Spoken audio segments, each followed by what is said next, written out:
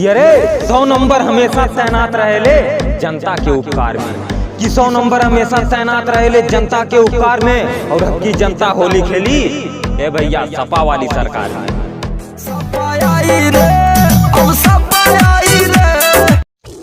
कि काम भयल है काम होई, कितना खुशी में दारू पिए हमारे यार। अरे काम भयल है काम होई, कितना खुशी में दारू पिए हमारे यार। काहे कि ए भैया 10 मार्च के बाद बतिए हो सपा सरकार।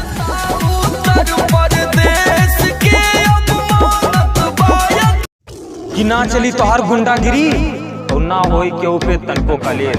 अरे ना चली तोहार गुंडागिरी और ना होई केहू पे तनको कलेश। और ए भैया 10 मार्च के बाद वत में हो भैया